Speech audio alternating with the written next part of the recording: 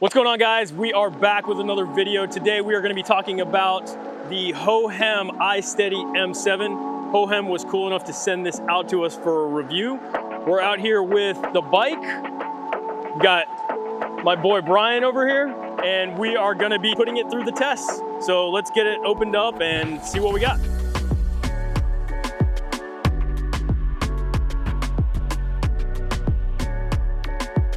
All right, guys, sorry to cut over from the main video into this unboxing, but unfortunately we did not unbox this on camera. So what I'm gonna do right now is just open it up and walk through what the Hohem iSteady M7 comes with. And yeah, we'll see it together. So first off the bat, you'll notice that there's a super robust case, and it looks very similar, or it's very feels very similar to what would normally come with the DJI Ronin Pro series. So very premium for a case for a mobile gimbal. So got a couple cords here. This is USB-C to USB-C, and this is actually pretty nice. It's like a 90-degree elbow bend, and it's also coiled, so that's nice. And this is to plug in and charge your phone while you're running the gimbal, so you can charge your phone just like most mobile gimbals. At the same time, you can charge your phone from the gimbal, so that's cool.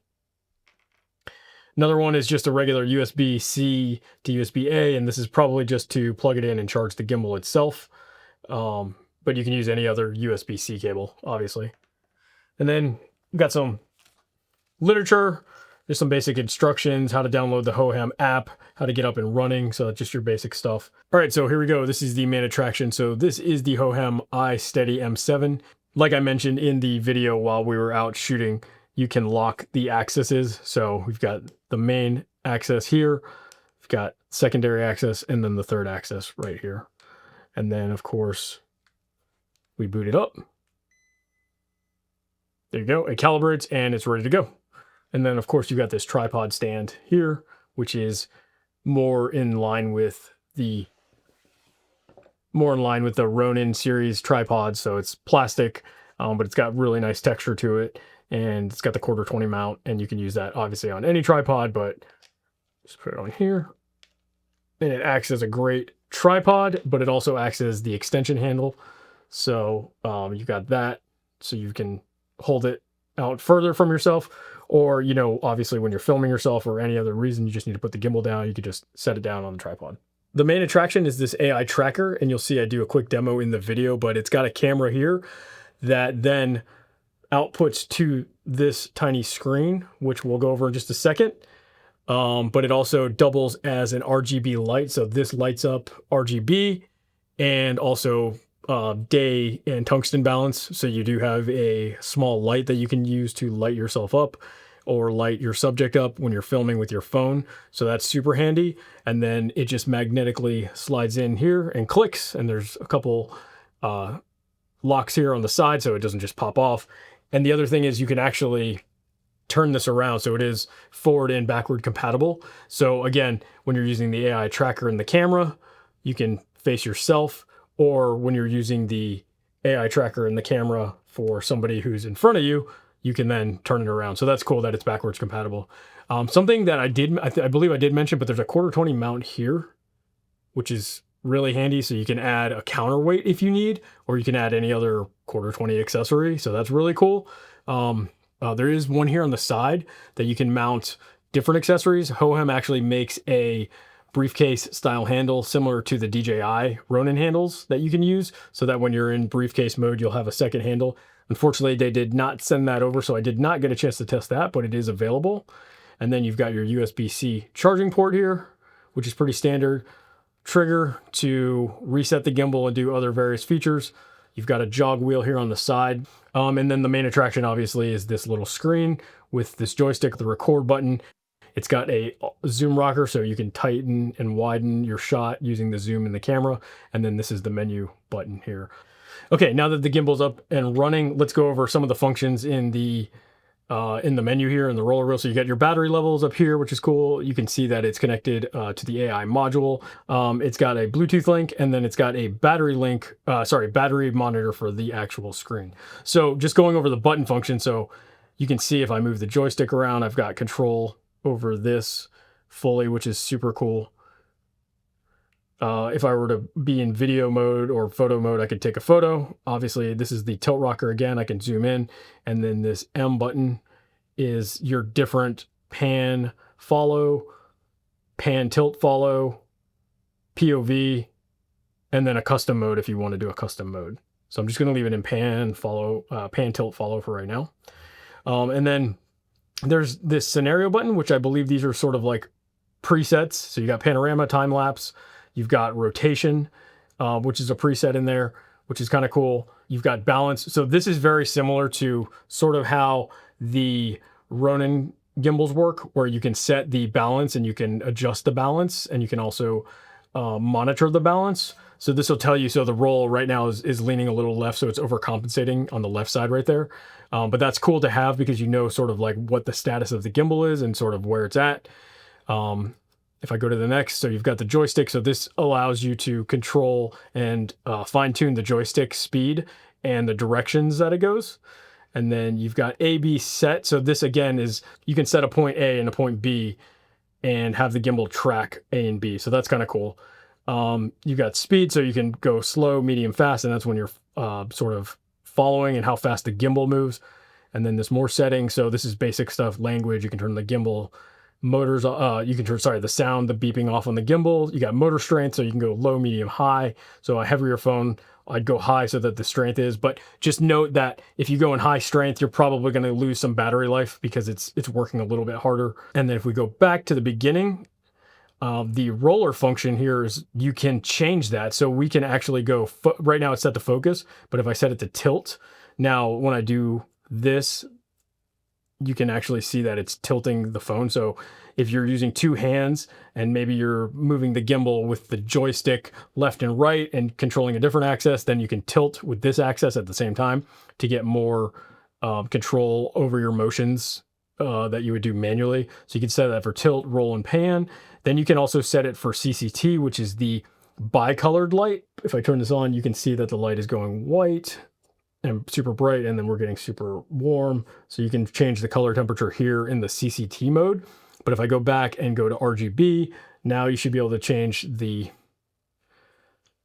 you can change the temperature of the light all the way through RGB. So that's pretty cool. So, and then the last thing for the roller function is setting in, you can set the wheel to be reversed. So if you want to use the wheel in reverse to what it's set up naturally, then you can. And then in here in the light menu, you've got CCT, so that's your daylight to tungsten, and then your RGB, and you can sort of go through each one of these. You can touch it and change the different intensities and the different colors. All right, everyone, that's going to do it for this section of the video. We're going to go and jump back to the outside and go over the rest of watching this thing in action.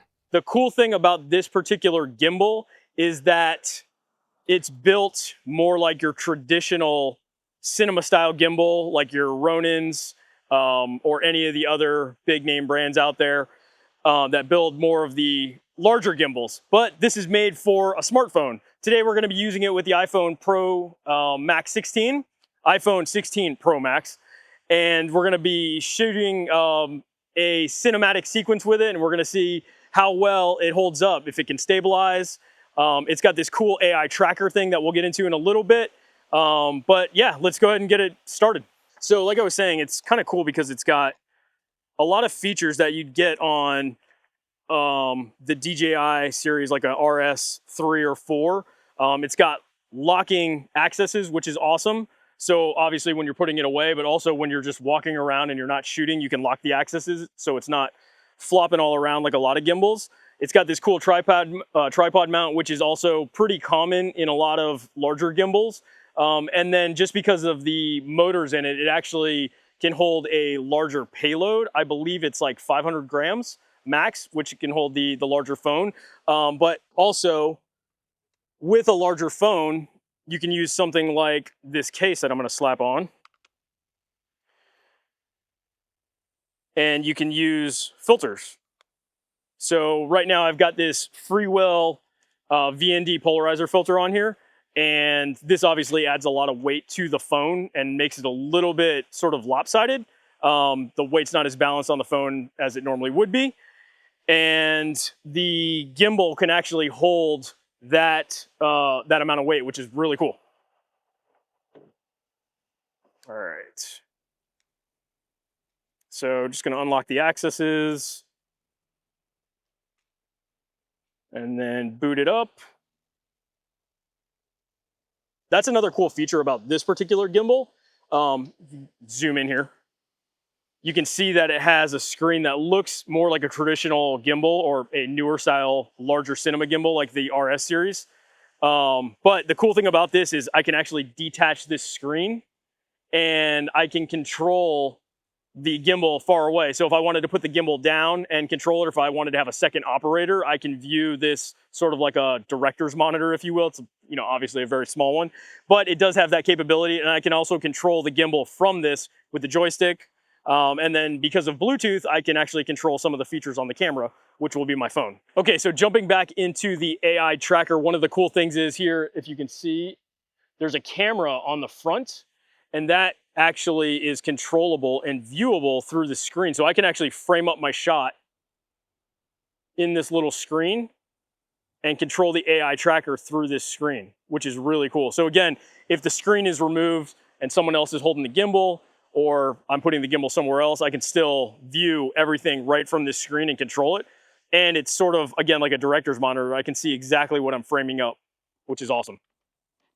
All right, so let's go ahead and jump in and start shooting some cool stuff.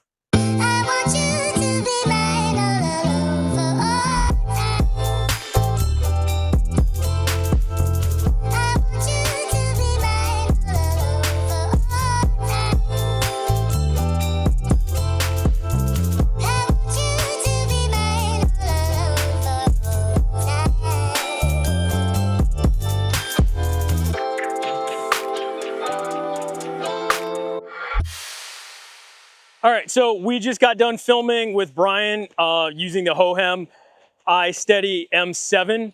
This thing is a beast. I was hanging out the side of the car. Definitely don't recommend. Be safe out there when you're filming. But I was able to hold the gimbal. It doesn't get too heavy. If any of you have ever used like a traditional cinema gimbal with a bigger camera rig, you know that it gets extremely heavy after time. I was able to hold this thing with one hand and get some incredible shots, as you just saw in some of the footage that we rolled. One quirky thing is in vertical mode, I think it does get a little bit overloaded, and that just may be me. I didn't balance it properly. I was just flipping it quickly on the run. So maybe if you took some more time to figure out how to balance it, there are ways to do that. There are a bunch of 1/4 mounts on here. There's one here, and then there's one right there. So you might be able to throw some counterweights on it. And then obviously there's clip-on counterweights that they sell that you can put on there. So that may help offset when using something like the VND filter on your camera. Other than that, I don't have too many bad things to say. The battery life seems to be pretty impressive. Another great thing that was super useful when we were following Bryan in the car is the extension pole. So this allows you to get a little bit more range out of the gimbal. So if I fold up the tripod, you can see we've got quite a bit of range. So if you need to get like a really high shot up and you're trying to look down, or if you're getting a really low angle shot, you can use this pole. Or what I was using it for was to get around the back of the car. We were using the wide angle lens, so we were getting a little bit of the car in the background.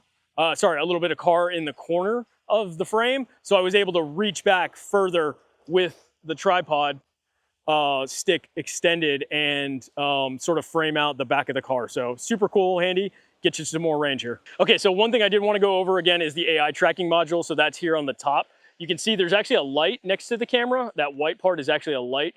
I believe it's an RGB light as well as daylight and tungsten balance, which is kind of cool. So you can change that. Can't show you that here because obviously we're in the day, so it's not going to be that great. But if I swipe over here on the screen, you'll see that the AI module now is booted up and the camera's rolling on it. And if I do this gesture, you'll see that it's starting to track me. I'm gonna put the camera down here, or I'm gonna put the stick down here on the ground, and I'm gonna walk around, and you'll see that it's actually tracking. So it's following me pretty good, and it's pretty responsive. I'm moving pretty fast, and I believe it's actually more responsive than some of the other units available out there that have sort of like this same tracking capability, which is really cool. And then if I wanted to stop, all I have to do is put my hand up and it stops tracking. And now you can see that it's no longer tracking. and that's the AI tracking module. I can't recommend this thing enough. It's super impressive. The motors are awesome. This thing is pretty amazing, and for the price, I think it's well worth it, especially if you're trying to get more cinematic footage with your phone, and maybe your phone is possibly the only camera that you have access to. This is definitely highly recommended. All right, everyone, hope you enjoyed that. I had a ton of fun shooting that video with Bryan and the bike, and shout out to Jared for helping us shoot it. He was our third-person shooter, getting all the extra footage of me. I would say that I'm pretty impressed by this particular gimbal. It definitely made me use my iPhone in a way that I normally wouldn't use iPhone. Now, we've all seen the commercials where you can kit out the iPhone, or Apple does these massive production shooting on iPhone, but in reality, none of that is actually realistic. So for an everyday person or an everyday video person who shoots, to be able to use something like this to step up the game and get more cinematic style shots and just open up new creative avenues to use your iPhone shooting in a different manner than you normally would was pretty awesome. Again, like normally I shoot video from my iPhone and I'm just like everybody else. I'm either holding it with my hand, standing in one spot, either, you know, that's if it's in landscape or if it's in vertical, and it's either just going to social media or it's just sitting on my phone for family videos. I would never actually shoot a more production style shoot with the iPhone. I know there's a lot of people out there that do use it in their everyday productions, but for me, it just has never been something that I put into my workflow. Something that happened when I was using this is it definitely opened up that creativity module, and it's gonna allow me to think that if I do have a scenario, you know, I can use my iPhone in a more cinematic version and use it with the gimbal and get some really great footage out of it that's actually usable. Maybe it's not a camera or a roll footage, but I don't know. It was pretty impressive. I'll let you guys be the judge and you tell me if you think it was good. Using the gimbal combined with ProRes, the Blackmagic app, and the log profile on the iPhone, it was just like using any other camera. So that was pretty impressive, and I was really excited to be able to finally get to try that. As far as price, I think it's an amazing price for what you get. It's $299 right now as of the time of this video, and in fact, if you go on Amazon, I believe it's actually on sale. I'll leave a link to the gimbal below, and you guys can check it out. If you liked this video, please let us know in the comments. If you want to see more with the M7, let us know. We'll try to do some more videos. If you want to see a comparison with this versus any other smartphone gimbals, or even versus a real gimbal, maybe that's a video in the future. I don't know. Let us know in the comments. If you guys like this video, make sure you subscribe, hit the like button, and we'll see you on the next one.